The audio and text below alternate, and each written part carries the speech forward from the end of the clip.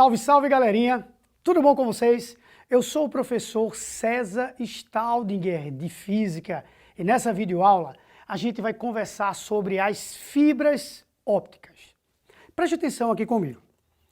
É muito importante você perceber o papel da ciência na sociedade. A ciência na sociedade, ela busca resolver os nossos problemas, busca soluções para várias coisas do nosso cotidiano, várias situações do nosso cotidiano. É para isso, na verdade, que tudo que nós estudamos, inclusive vocês, tá, estão parando para estudar, para entender algo, para buscar soluções para melhoria da nossa vida, para melhoria das nossas condições como um todo. E a física faz isso daí com muita propriedade. A física consegue se comunicar com várias áreas. Falar sobre fibra óptica é falar de uma das maiores revoluções do final do século XX e do início do século XXI.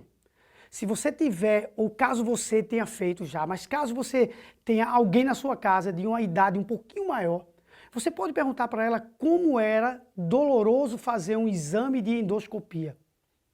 O índice de câncer de estômago aumentou assustadoramente em uma determinada época, tá? Por quê? Porque as pessoas tinham pavor ao exame de endoscopia. E é um dos melhores exames, tá? Que consegue detectar previamente anomalias no nosso trato digestivo. Porque era um exame doloroso. O exame de rinoscopia, você pegava um cabo de uma espessura razoável e introduzia aqui para ele enxergar esse seu trato nasal. Também era muito doloroso. Transmissão de sinais via cabos antigamente, péssimos. Essa transmissão, esses sinais chegavam com uma qualidade muito baixa para a gente. Entre outras situações. As fibras ópticas vieram para revolucionar isso daí. Foi mais uma contribuição da ciência para a sociedade. Então é muito importante você ter essa noção, tá? Porque caso você se interesse por ciência, você tem que entender o contexto. Você não pode ser só aquela pessoa que se interessa pela ciência imaginando que o cientista ele vive enclausurado, não. Ele olha o mundo ao redor e tenta buscar soluções. A fibra óptica deu inúmeras soluções para a gente. Citei 3, existem milhares. Talvez vocês não saibam, mas a espessura de um cabo de fibra óptica é a espessura de um fiozinho de cabelo. Aliás, aqui de cabelo, né? Porque aqui não dá. De um fiozinho de cabelo. Prof, só isso? Só isso. E a quantidade de dados transmitida? Infinitamente grande. Uma coisa absurda. Ficou curioso, não foi? Vamos entender como é que funciona a fibra óptica. Primeiro, a gente precisa falar da lei de Snell-Descartes. Essa lei, ela explica a refração de uma forma geométrica. A refração é a passagem da luz de um meio para outro com mudança de velocidade. Mas a refração, ela às vezes vem acompanhada de um desvio. E esse desvio foi explicado por esses 2 caras aqui. Preste atenção na lei. Não se espante que cada terminho desse a gente vai carinhosamente colocar na tua cabecinha. Bora lá. N1 seno de I. O que é esse N1? Olha a nossa imagem aqui. Eu tenho aqui 2 meios. Meio 1, meio 2. Pode ser ar e água, ar e vidro, água e vidro, quaisquer 2 meios que você quiser. Temos aqui um raio incidente. Um raio, quando incide na superfície de separação entre esses 2 meios, parte dele vai ser refletido, parte vai ser absorvido, que a gente não está enxergando, mas parte vai ser absorvida aqui, e parte vai passar.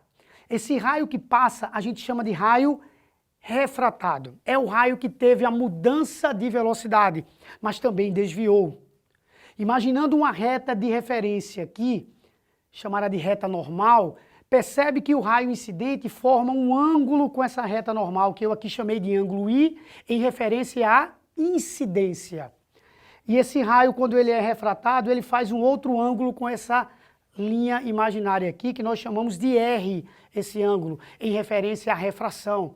Então, ó, já está explicado o I e o R, os índices 1 e 2. Mas, prof, ainda não sei o que é esse índice de refração, que aí você falou, N1, N2. Esse índice, ele mede, tá, matematicamente a refração. Se esse índice for 2, significa que a luz, quando entrou nesse meio, ficou 2 vezes mais lenta do que quando ela estava no ar, tá?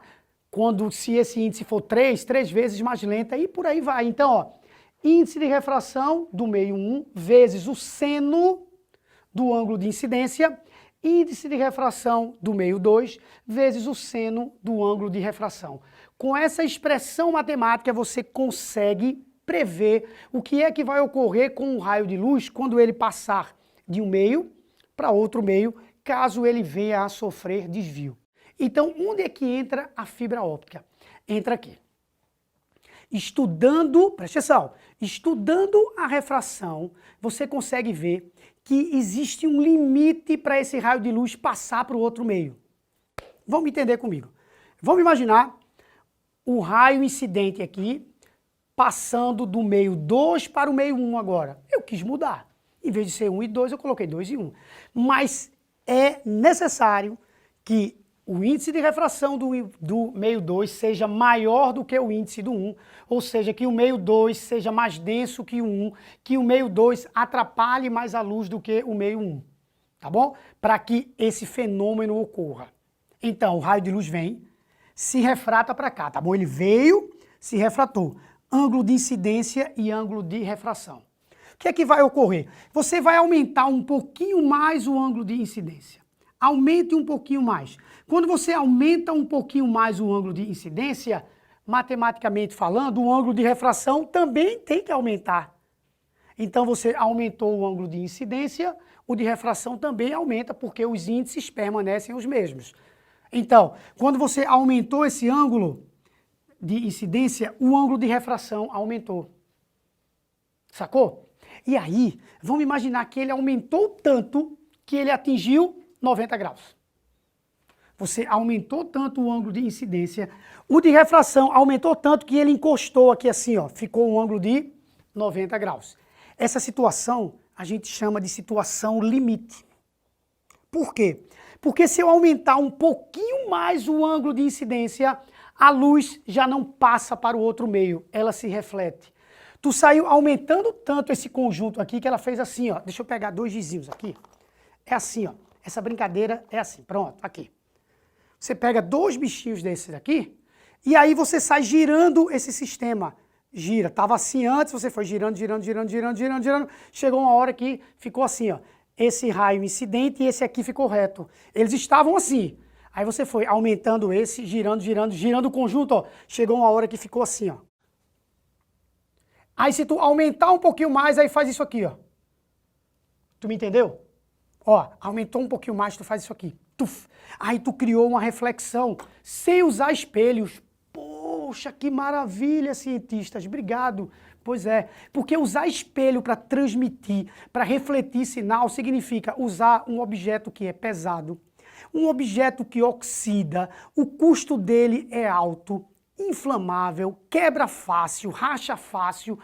Cara, é algo inimaginável, certo? Comparar a transmissão de dados através de um cabo metálico comum, tá? E a transmissão de dados através da fibra óptica. A fibra óptica se faz valer dessa ideia. Como é que essa fibra óptica funciona? Os 2 meios, aqui ó, casca e núcleo, são os 2 meios, seriam os meios 2 e 1.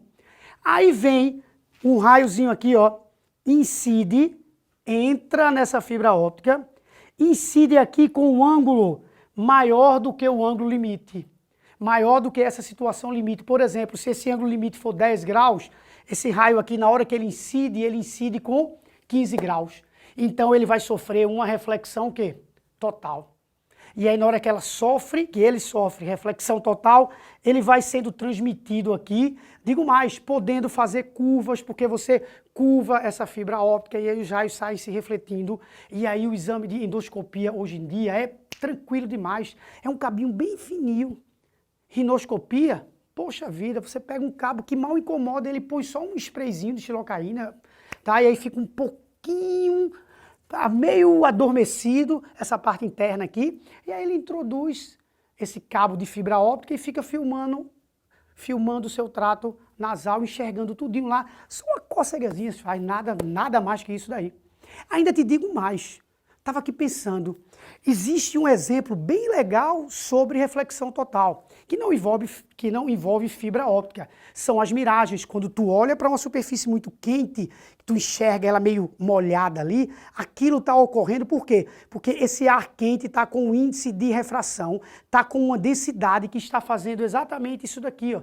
Então a luz vem, bate nessa superfície e é refletida, sendo que ela bate na camada do ar que está próxima ao solo. E aí se reflete como se aquilo tivesse espelhado, aí tu acha que está molhado o chão, tá? São as miragens que ocorrem nos ambientes muito quentes. Aqui em Pernambuco tem o tempo todo isso daí, tá?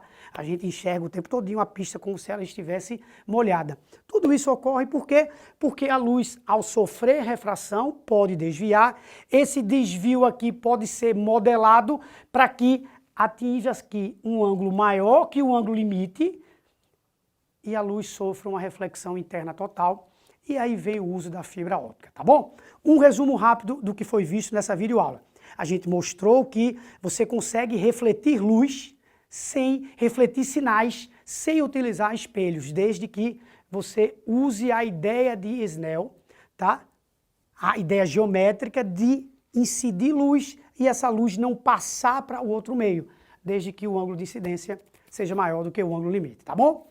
Beleza? Tira uma foto do quadro, a gente se vê na próxima videoaula. Aquele abraço.